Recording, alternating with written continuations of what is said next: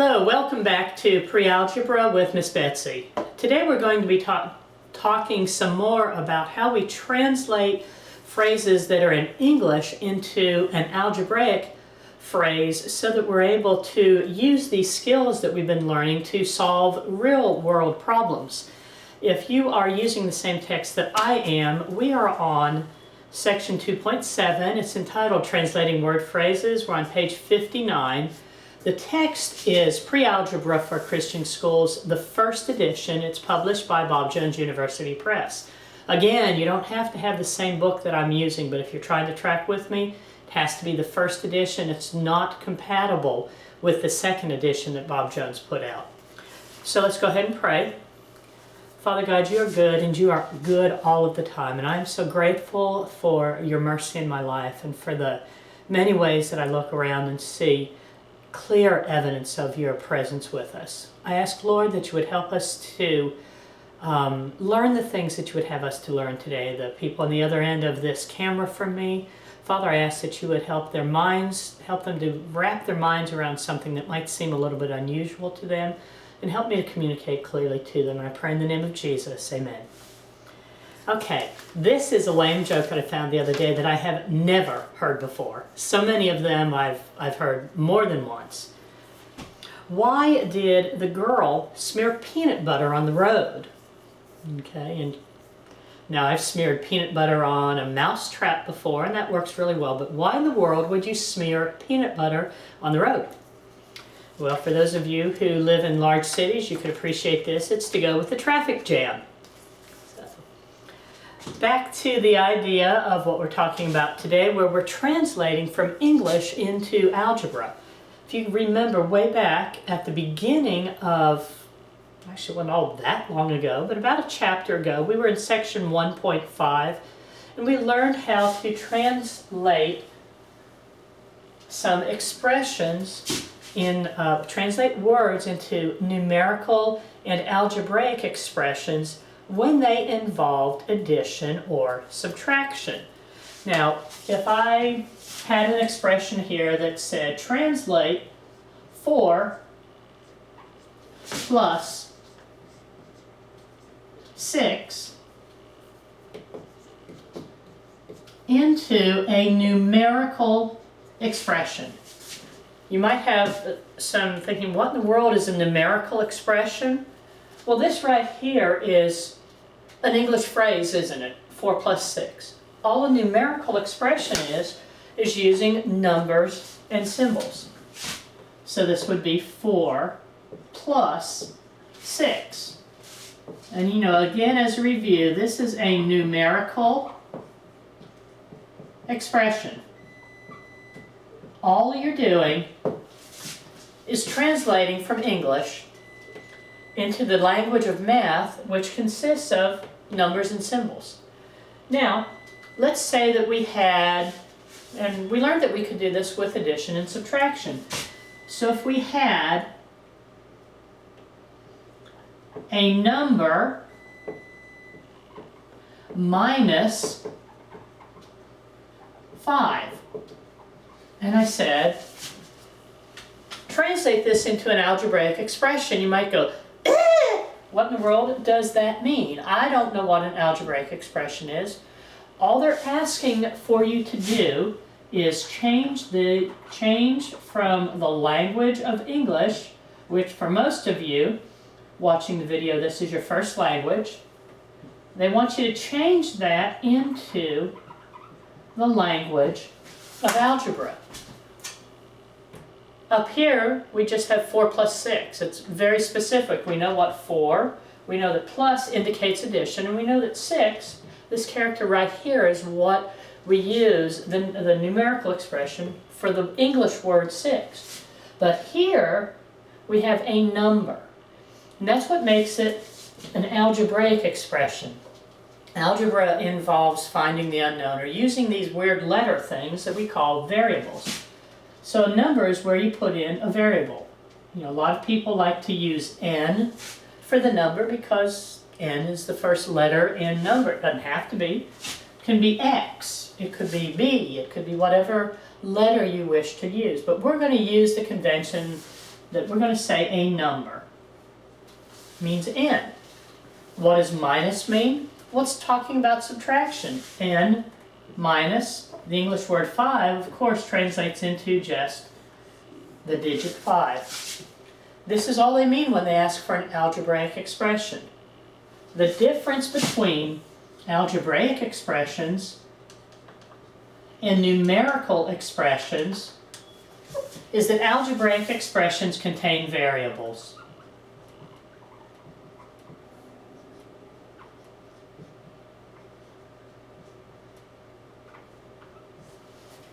Numerical expressions don't have variables. Algebraic expressions, however, are going to include at least one variable. And you've already learned how to translate English into the language of math if you're adding or subtracting. Well, what we're going to do today is see that you make those same exact types of translations when you're talking about multiplication and division. You know, and it's still allergy season here. I am so sorry. But what you're going to have solid and secure in your mind, under your belt, however you want to describe it, is some math vocabulary. So what operations do you think of when you see product? What does product mean? Well, that's talking about multiplication, isn't it?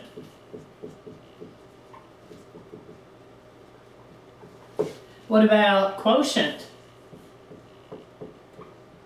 That's a big hairy word that maybe you haven't used for a while, but quotient is the answer to a division problem. So that's going to be talking about division. What about twice? What operation do you think you're going to have to do if it says twice a number plus 3? Twice, you're multiplying by 2, aren't you? So again, that's multiplication. What about half? If you get half an apple, what do? You cut it in two and you've divided it.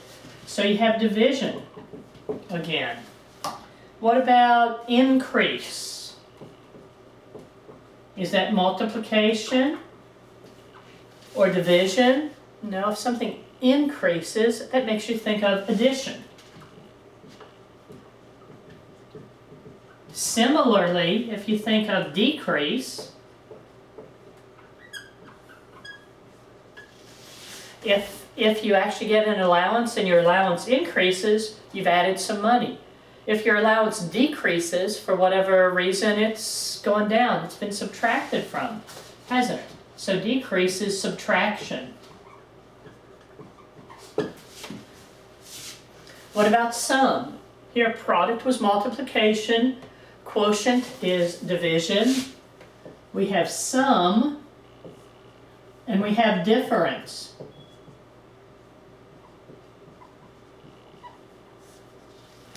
Sum is indicating addition, and difference is indicating subtraction. So these are just some of the key words that you're going to be focusing in on when you're reading these problems where you're translating from English into algebra, and you can say, oh, I'm going to be dividing here. Oh, I'm going to be subtracting here.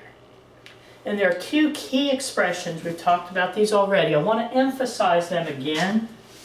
And they are more than and less than.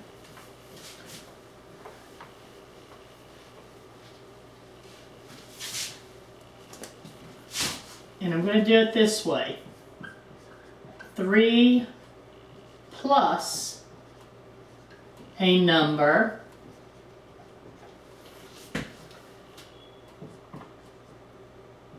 three more than.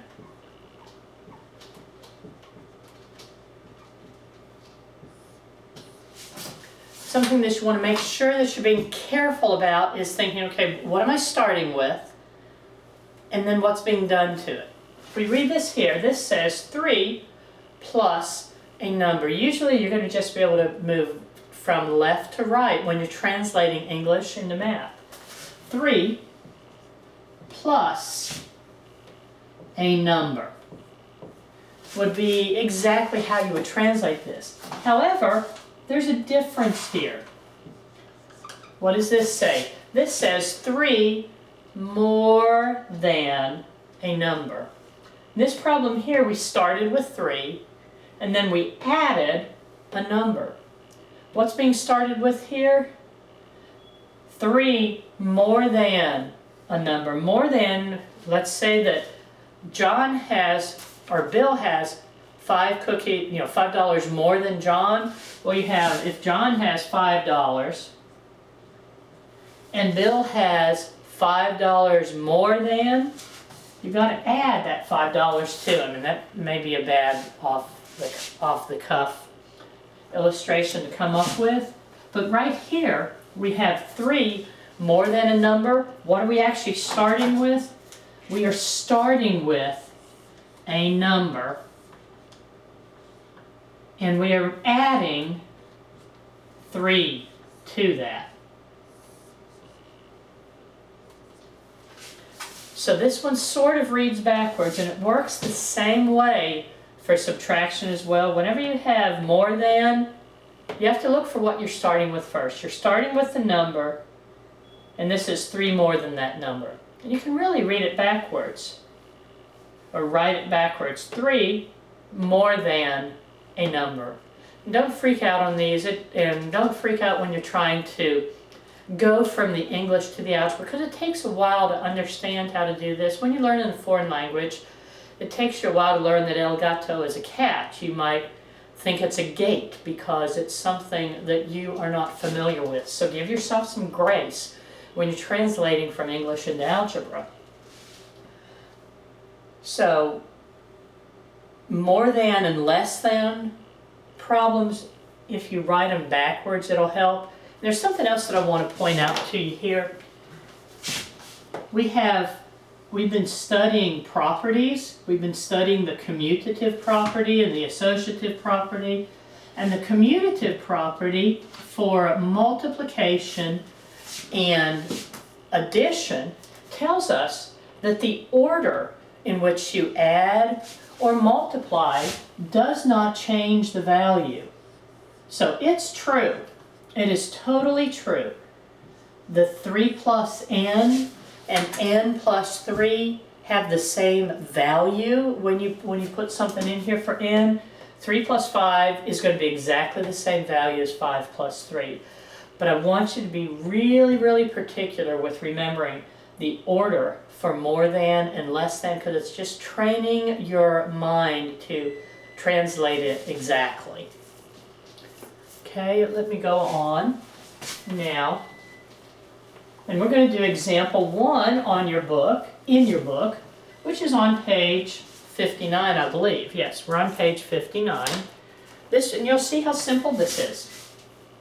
This is example 1. And it says, write the product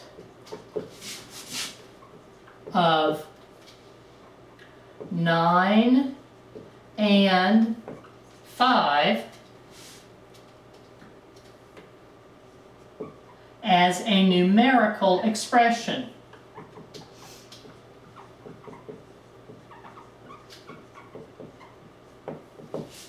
Okay? Don't psych yourself out on this. You know how to do these things. It just looks weird to see things written out in English when you're used to seeing it in math. It says, write the product of 9 and 5 as a numerical expression. All that means when it says numerical expression is you're going to use numbers and operator signs. There's no variables in here. What are the key words that we have here? Or the key word? Product. If you do not know that product means multiplication, you need to learn it. So the product is the result of multiplying 2 numbers together. All they want you to do right here, and I think maybe in your text it says 9 times 5 like this. If you write 9 times 5, I'm not going to count it wrong. But remember, we're losing that x so we don't and get confused with the variable x. You could also write that as 9 times 5. You could write it as 9 times 5. You could write it as 9 times 5. You could also write it with the raised dot to indicate multiplication. Any of those ways that work well for you are fine with me.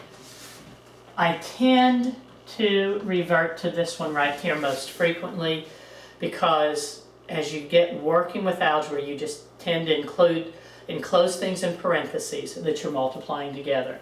My personal preferences would be that you use one of these two to indicate multiplication. And that's all this is. Write the product of 9 and 5 as a numerical expression.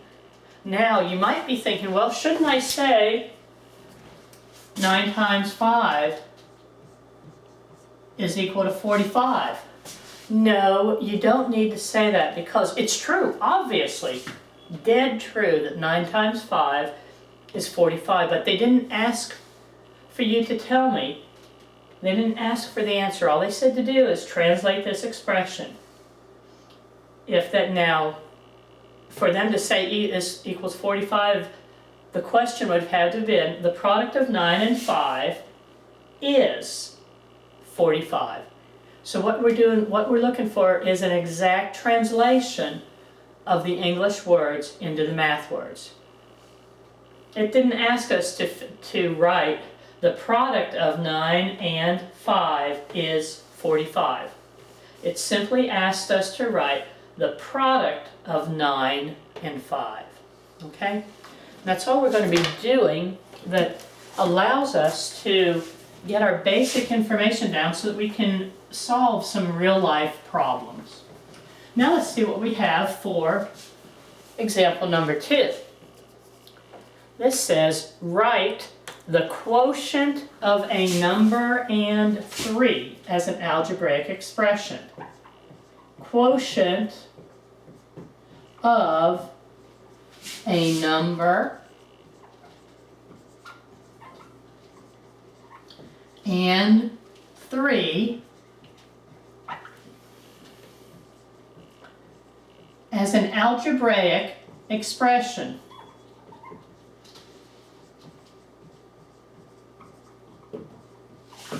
Now, what's algebraic expression tell us here? It tells us that there's going to be a part of our statement that we write that we have to use a variable for because they're not giving us a specific number. Algebraic expression, right there. We've got a number. A number and 3. We know what 3 is. But we don't know what this number is, so we're just going to call it n. And I'm just writing these things here as I lecture. And I'm trying not to write an m, which I have done twice. An n. What are the key words do we have in here? We have quotient. If you do not know that quotient is an answer to a division problem, learn it today. Quotient of a number and 3. The best way to write quotient is this. The quotient of a number and 3. Use your division bar to indicate quotient because using, this is called a rational expression. It looks like a fraction. This is the very best way to express quotients in algebra. And if you see the screen just changed right up here, I've got a glare. It means my blackout towel here in the back fell down, and I am just not going to redo this video. So I'll just keep talking to you, and I'm clearly going to have to come up with some better way to black out my screen when I'm recording during the daytime. Alright, now I'm back. Let's see what I want to do next. Okay, the quotient of a number and 3. That's all that's involved in that. Now we're going to flip over to page 60 and see what else I want to talk about. What's going to happen is that sometimes a word phrase is going to suggest a combination of operations. Right here we only have one operation, we have quotient. But your book says sometimes it'll indicate a combination of operations, and they should really say frequently or most commonly or usually. As you move on, it's not going to be just a number plus 3. There's going to be some other things that are involved in there. So let's look at example 3. And I'm going to say write an algebraic expression for 3 more than twice a number. 3 more than twice a number. We have a couple of things going on. We have more than, and we just spent some time saying that more than, less than are a little bit different twists to how we write them. And then what else do we have? We also have twice. So what operations are we talking about here? More than is addition. Twice is where you're doubling a number, so you're multiplying. And then what do we have here? We have number, so we can use that as an n, and we have 3. We obviously know how to write 3. So what are we starting with? Are we starting with 3, or are we starting with twice a number? Well, it says 3 more than twice the number. When you say the more than, we're starting with what comes after that than. So we're beginning with twice a number. If n is going to be the number, what would be twice the number? What does twice mean? Multiplication. 2 times n. And remember, you just bump that number right up against the variable, and that means 2 times n, twice n. What's 3 more than that? 3 more than twice a number. You begin with 2 times a number. 3 more than that means that you simply add 3. These take a little while to think about and figure out. Don't get yourself all like this, because it takes you a while to figure them out. You'll learn as you go, and they'll become more natural to you. You can also write numerical or algebraic expressions to express real-life situations, and this is example 4. And we're going to talk about some money that Rhonda has saved.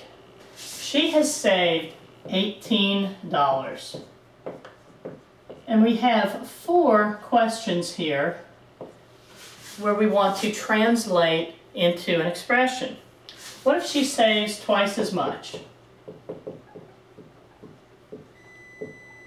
How would you do twice as much? Twice as multiplication. Twice as much would be 2 times 18. Now don't write down that it's 36. They just want the expression, twice as much. 2 times 18. Now, she divides evenly among 3 people. Well, this one is sort of screaming obvious, isn't it?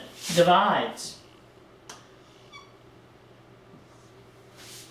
And your text, of course, you're going to use division. Your text says 18 divided by 3. Perfectly legitimate. Again, my preference is to use that fraction bar, 18 divided by 3. But if you get either of those two, I'm just delighted that you're understanding what's going on. The third one says she saves n times as much. Saves n times, well, right here the times is a dead giveaway. N times as much as what she has. N times 18, but remember we put our number in front of the variable, and that indicates multiplication. 18n is n times as much. The last one is she divides it evenly among 3 people. Now it's going to be divided evenly among n people. So that would be 18 divided by n, or 18 over n. And those of you who are in my class, you can just look at page 60 on that if there's any confusion here. Now I want to go through and do the skill check, or at least some of the numbers of the skill check, which is on page 60. It says, tell whether the number, the word or phrase suggests multiplication or division. The product of, we just finished saying that product is multiplication. Quotient, we had quotient on the board. Quotient talks about division. What if something is halved? Now we said half, so here is my, I guess it's a heart. How do you have half? How do you have a heart? Halve. You divide it in two. So halved, if something is halved, it's been divided into two. And then what if something is doubled? If you have money and your money doubles, what does that mean? It means it's multiplied. Number 5 and 6 says write as a numerical expression. What's the difference between a numerical expression and an algebraic expression? Numerical expressions don't have variables. So 6 times 7, well, that is hardly difficult. 6 times 7, one of those two ways I wish for you to use. 6 times 7, 6 times 7. What about 15 divided by 3? 15 divided by 3. 15 divided by 3. As you work out problems in algebra, you're most commonly going to see 15 divided by 3. This is going to be the most helpful for you. Either of them is all right at this point. Now you have 4 problems where they're just practice. Write as an algebraic expression. Number 7 is the product of 8 and a number. Product of 8 and a number. 8 times a number. Product is multiplication. How about a number divided by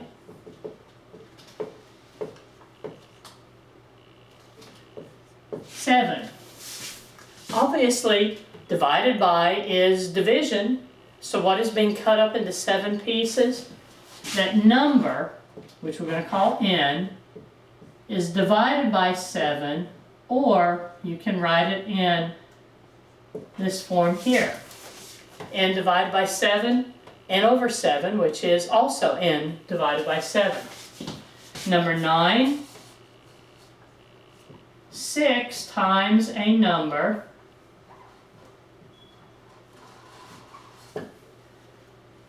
increased by 2.